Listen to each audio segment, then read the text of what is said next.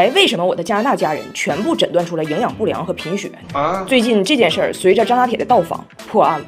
这次俺家俩孩子去加拿大是因为啥呢？因为温迪说自己身体不好，想看看孩子，说自己近来经常眩晕乏力，检查出来严重的营养不良，严重贫血。巧了，我的2个小姑子也检查出来一样的毛病，那到底为什么呢？按说也是发达国家的人，日子过得也行啊。那么，请随着张大铁的视角，我们走进科学，事实的真相很快就浮出了水面。先说早餐是循环制，135脆麦片泡奶，246粘麦片泡水，疯狂星期日吃脚后跟披萨，4厘米厚的披萨，5厘米的饼皮，那个披萨上边的料哈，薄的很难说是料，就是一层披萨的纹身。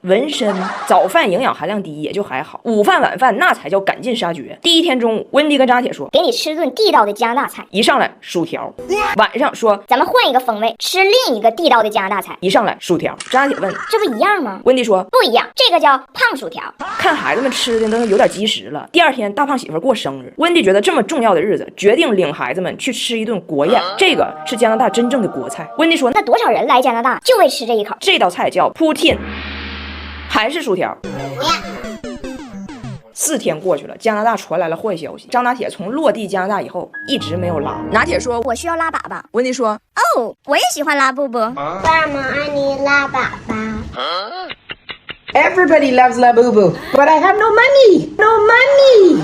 那我在这边还是有点着急，我跟温迪真诚沟通，我说孩子呢是第一次出国，你能不能帮我带孩子吃一口不是预制菜的热乎的他熟悉的吃的？温迪说没问题，我领他去吃烧烤。因为温迪在农村有一个亲戚叫保罗，说保罗呀是一个烧烤大师，远近闻名的手艺。那张大铁也是满怀期待，坐了5个小时的车，一起去了保罗家，看到保罗架起了熟悉的烤炉，点上了人间烟火，张大铁眼含热泪，想起了铁岭的味道。说时迟那时快，大厨保罗从冰箱里掏出刚在1元店抢的纯淀粉肠，摆了一排。张大铁问还烤别的吗？保罗说当然，一会儿都烤上。保罗烤一切，然后烤上了爆米花和棉花糖，没有肥瘦，没有肉筋，也没有味儿啊。这一餐成了压死骆驼的最后一顿烧烤。拿铁没受过这种委屈，从小喝的奶都是更适合咱中国宝宝体质的飞鹤卓瑞奶粉，人家是采用新一代鲜活科技，2倍活性，6倍吸收，能保留更多活性营养，给孩子养得很好。要不说飞鹤能连续4年全球销量第1呢？经过了为期10几天的忆苦思甜训练营，孩子们终于踏上了回乡之路。拿铁一路静悄悄，感觉心情很糟糕。回到家，他看到我给他准备的热面条那一刻，怎么说呢？这应该就是全天下游子们的心吧。你不抱抱妈妈呀？哎呀，你光想面条不想妈呀？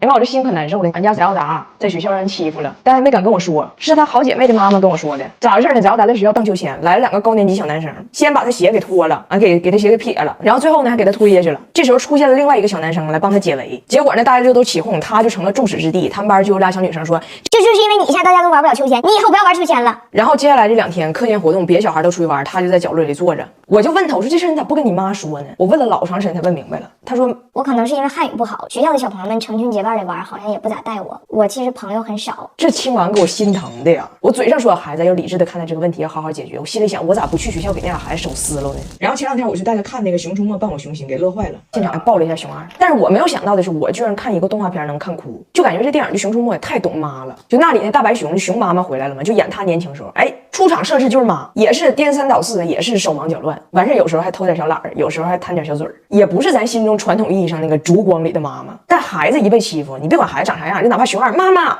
哎呀妈，那个心疼，那个保护欲当时就上头了，就不行了。这感觉真是天下的人妈妈、熊妈妈都是相通的。然后我就在电影院我就想起来哈，我小时候不就是对眼了吗？让狗追的，就对上了，就治不好。哎呀妈，给我妈急的，每天早上起来第一个事抱我脑袋看。哎呦我的妈，这得又斜好几度，再斜都指南针了都快，指南针了都快，就越来越斜。但是我妈自己说行，你看别人说啊，有一天我妈下班骑个又破又大的28大卡回来，一进院看到这样一幅景象，就我背朝着所有小孩坐在一个小角落，旁边有个小姑娘说，哎，你看他长得多吓人，我学他，然后就学还挺像的。当时我妈彻车一撇就疯了，薅那小姑娘过来，你现在给我跪地道歉！当着院里所有的人就不行了，就完全失去理智。这个事儿他疯在哪儿呢？那小孩他爷是我爷的领导，也是我爸的间接领导，所以我妈属于就是很大义灭亲的一个行为吧。然后我也想起我的婆婆温迪，你们可能有的知道，大胖媳妇小的时候，她亲生父母感情不和，她爸在很小的时候就 I don't like this， 拜拜就走了。然后这个街区小孩就都欺负他，没有爹嘛，就管他叫Buster，就杂交的种类那个意思。然后有一天他爸给打电话，就说明天爸回来看你，他就告知了整个街上所有的小孩，明天让你们看看我爸要来。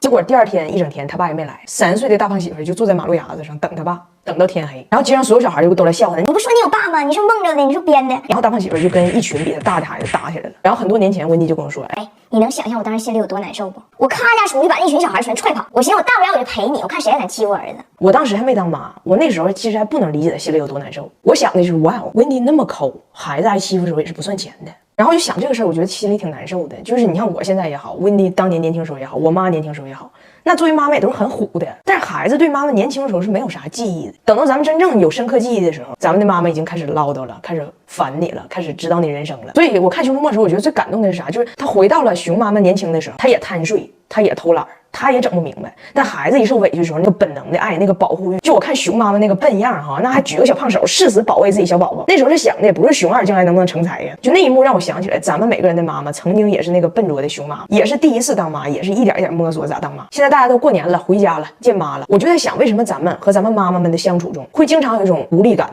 疲惫感、闹心感？因为咱们这代人和咱们妈妈这代人的沟通是有点失败的。咱们的妈妈们只会说2句话，一个是我这辈子啥都是为了你，一个是等你长大你就懂了。那咱们这代人，我们当妈妈的时候，我感觉可以少说这样的话，多陪陪孩子，多一些正面的轻松的沟通，然后可以带着孩子看看《熊出没》这样的电影，让孩子明白一个事儿，就是你的熊妈妈呀，曾经也是你这个年纪，也曾经傻了吧唧，也曾经贪吃偷懒，也会经常失去理智，她也是一点一点学会咋当妈的。你的妈妈也感谢你选择她来做你妈妈，也感谢你陪着她一起成长。祝你、你的妈妈、你的孩子新春快乐，兔年大吉。我儿子张拿铁，爸爸是加拿大人，但是一句英语不说，这个事儿到底是因为啥？我心中其实有个答案，但是我没跟你们说，你们帮我分析分析，看有没有道理。我觉得啊，张拿铁压根儿就没把他爸当爸，甚至他都没把他当人类，他一直把他爸当成了一个宠物。我是有一定论据的，你们跟我细品。你们知道张拿铁1岁半之前是在铁岭跟我妈一起住，在铁岭这边土地上啊，他不但没听过说整段英文的人，就连那种就说中文咔嚓就加几句英文，就让我们来 check 一下他 base 在哪儿，那类人他也没见过。然后突然间在拿铁1岁半时的一个初秋，他爸出现了，然后拿铁就从铁岭搬到了北京的一个新的房子里，在这个房子里就有这么一个白胖子。在拿铁的视角里，他不光长得不像个人类，他还不说人话，就一直在发出很多奇奇怪怪的声音。那是什么而在此之前呢，还有一个非常重要的信息，就是拿铁1岁半之前在铁岭的时候，我妈养了一条狗叫玲玲。玲玲的特点是白毛、很胖、爱叫、喜玩耍。然后拿铁刚认识他爸的时候吧，不管他爸叫爸叫名。有一次骑着大胖媳妇脖子下楼玩，拿铁就看着旁边有俩小孩遛着狗疯跑，拿铁就拍了他爸一下头说：“快跑 ，Jamie！” 跟他跑，跟他跑。那个时候呢，我还没有产生这个联想。但后来有一次，大胖媳妇带着拿铁到楼下小广场玩，一群孩子都带着他们的爱宠围在一起。拿铁突然回头看了他爸一眼，说 Jamie 握手。我手。他爸也没懂啊，乐呵就握手了，以为父子关系在逐渐亲近呢。结果拿铁说 Jamie 坐。大胖媳妇说啊，谢谢拿铁，爸爸在坐着呢。我当时后背一身冷汗呢，我想说，该不会这孩子要的坐是用后腿那种的吧？用后腿那种的吧？哎，你们品是不是很有可能？当时拿铁心中的爸爸是一只前腿握手、后腿坐的爱宠。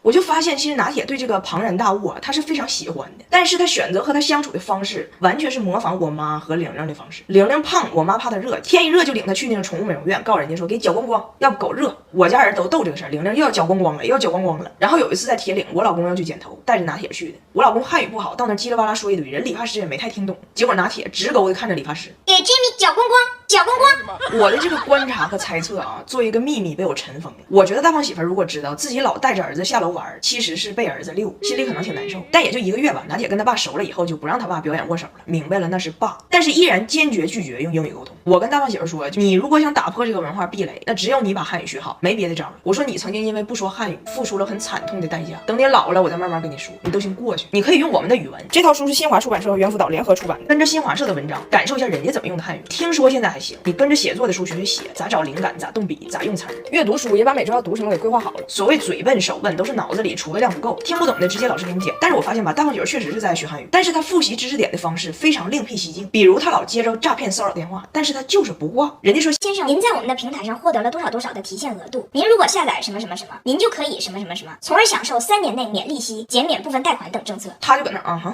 哇啦哇啦说一堆，给骗子都唠疯了，诈骗犯都不适应了。这个用户不会是要给账号信息了吧？结果他这边呢，就跟咱们小时候练英语听力似的，他就逮着一个词儿听懂了。哎，我听懂了那关联词从而，你给我打电话，从而骗我钱，从而我报警，从而把你抓去，把你抓去。